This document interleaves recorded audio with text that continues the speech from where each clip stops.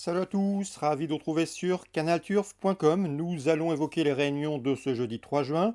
Nous commencerons par la réunion principale. Elle se déroulera sur l'hippodrome de Paris-Longchamp. Le prix de l'île de la Cité, première réunion, huitième course. Nous nous pencherons également sur quelques autres épreuves programmées sur l'hippodrome du Bois de Boulogne. Ensuite, direction Lyon-Paris en réunion 2 avec des courses ciblées les premières et septièmes. Direction également Mêlée du Maine pour les trotteurs en piste en réunion 4 où j'ai pu m'entretenir avec certains professionnels et participants. Et je vous indiquerai également deux coups de cœur concernant la réunion 5 sur l'hippodrome de Graignes. On commence par le Quintet, jeudi 3 juin, prix de l'île de la Cité. Dans cette épreuve, j'ai fait confiance à l'expérience avec le numéro 3, Raj Kumar, un cheval qui compte déjà une victoire et 8 places en 14 quintet courus. Il vient de se classer quatrième d'un récent quintet quintilien. Il apprécie le bon terrain et à mon avis, il est capable de jouer la victoire.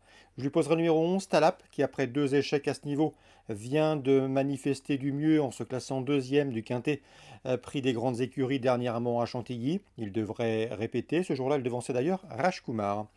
Attention également au numéro 2, Go to Hollywood, qui lors de ses 6 derniers parcours n'a jamais terminé plus loin que troisième.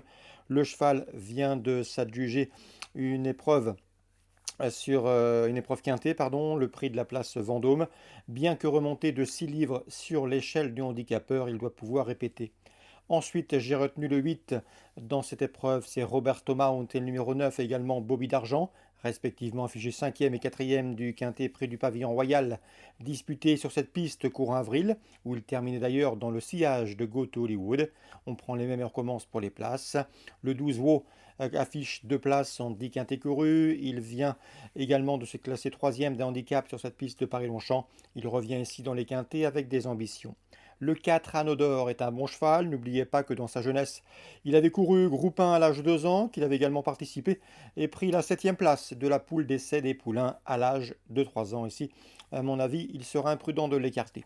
Le numéro 6 dans cette épreuve, qui est Pegasus. Pegasus, qui après avoir gagné à réclamer, a changé de crèmerie, si je puis dire. Le cheval s'est classé 3e d'un quintet dernièrement le 24 mai à Longchamp. Le plus dur reste à faire, à savoir confirmer dans ce lot. Numéro 13, El Magnifico sera retenu en cas de non partant. Résumé chiffré pour ce quintet du jeudi 3 juin. 3, 11, 2, 8, 9, 12, 4 et 6. Je répète, 3, 11, 2, 8, 9, 12, 4 et 6. Suite de la réunion à Paris-Longchamp. Dans la première, à mon avis, deux chevaux se détachent. Le 112 Parclia et le 111 Pinkwheel, tous les deux proches d'un premier succès. Dans la quatrième, on dégagera également deux éléments, le 1 Vazir et le numéro 2 Larchant, accrédité le début très encourageant. Le numéro 4 Diverge, qui compte 3 podiums en autant de courses courues, peut compléter le podium. Concernant la septième, j'aime beaucoup le 1, c'est Best 16 qui brille ici une troisième victoire consécutive, une ambition à la hauteur de ses moyens.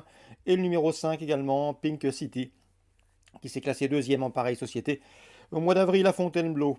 Concernant la neuvième, attention au 904 Play Holiday, qui compte 3 courses à son actif pour 3 podiums enregistrés. Son jour est proche, pourquoi pas ici 904 Play Holiday pour des jeux simples. On passe maintenant à Lyon-Paris. La première, Marc Nicolo m'avait dit du bien dernièrement de sa protégée le 102 Tequila Sun. Elle a répondu présente en s'imposant. Elle est spécialiste du cross, elle est au mieux. Elle a terminé troisième de cette épreuve l'an dernier. Elle devrait une nouvelle fois terminer sur le podium le 102 Tequila Sun. On peut lui adjoindre le 108 Cartagena, deuxième de cette course l'an dernier, deuxième donc devant Tequila Sun, 102-108. Yvonne Volmer était très confiante, souvenez-vous, la dernière fois avec le 708 en dansant, elle nous l'avait recommandé sur ce site. Je vous avais fait part de son optimisme. En dansant, répondu présent en s'imposant dans un handicap à Strasbourg. Il est passé de 27,5 à 29,5, mais le cheval est au mieux et doit pouvoir répéter. Lui qui avait auparavant, avant cette victoire dans un handicap, avait gagné à réclamer. 708 en dansant, confirmation entendue, podium possible. Attention également à son autre protégé, le 711 Esta Bonita, qui pour sa course de rentrée, après plus d'un an d'absence, a pris une encourageante quatrième place. À mon avis, le Esta Bonita a les moyens de s'adjuger un handicap de ce genre. Reste à savoir si elle ne sera pas victime du fameux syndrome de la deuxième course après une bonne rentrée. 708, 711, deux choix prioritaires dans ce rendez-vous à Lyonnais. On passe à Mêlée du Maine Réunion 4.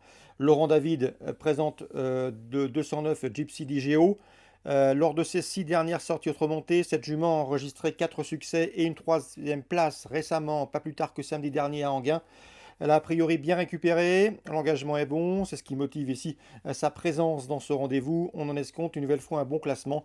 De préférence, il lui faudrait une course rythmée et pour ménager sa bonne pointe de vitesse finale. Mais la jument est au mieux actuellement, on en profite et elle doit pouvoir prendre une nouvelle fois une part active à l'arrivée. Le 209, Gypsy DGO. À mon avis, son principal opposant reste le 206 Go to the World, un cheval qui va débuter au trot monté, mais vu ce qu'il a montré à l'attelé, il ne faudrait pas être surpris de le voir mettre tout le monde d'accord. Cette de 209-206. J'ai pu m'entretenir également avec Stéphane Prioul, qui entraîne à côté de l'hippodrome de Mêlée-du-Maine. Il aligne ici le 712. C'est Cadel de KO, qui a beaucoup mieux couru que ne l'indique sa dernière prestation. Il a fait la faute, mais c'est un cheval qui avait bien couru toutefois ce jour-là. Sachez qu'il revient autre montée avec des ambitions, l'engagement est bon. On a d'ailleurs préféré cette course à un autre engagement à Vincennes. Le cheval est un bon droitier, ses pieds sont bons. Et dans l'entourage, on ne sera nullement surpris de le voir lutter pour les premières places. Il aura sans doute une cote intéressante. On peut lui opposer bien sûr le 701 Heroico Bello, le moins riche de la course, mais certainement pas le moins doué. Le cheval, à mon avis, ici peut bien faire. Lui qui en une vingtaine de courses remontées a déjà signé 19 podiums, dont 10 victoires. Il pourrait soigner ses statistiques ici. 712, 701. On termine par Graigne, j'aurai deux coups de cœur. La troisième, le 304 tout d'abord, c'est Foxtrot de Bullière. Le cheval est déféré des postérieurs. Il a bien couru dernièrement sans être affûté. Ici, c'est une course visée. On s'attache les services d'un catch driver. Et à mon avis, avec ce bon numéro derrière les oles de l'autostart, le 304 Foxtrot de Bullière doit pouvoir jouer la victoire. Dans la septième, également le numéro 4 avec le 704 Amiya, qui sera déféré des quatre pieds pour la première fois. Cela devrait nettement l'aider. Elle aussi est bien placée derrière les ailes de l'autostart. Elle aussi est confirmée sur la piste de Graigne. Bref, elle a pas mal d'atouts pour s'être protégée de la famille Lagadoc. Donc à Graigne, Réunion 5 pour les jeux simples, 304 et 704. Je vous souhaite d'excellents jeux à tous, une bonne journée. Nous on se retrouve demain désormais pour un nouveau programme. Et sachez également qu'il ne faut pas hésiter à liker et à partager cette émission et ce programme.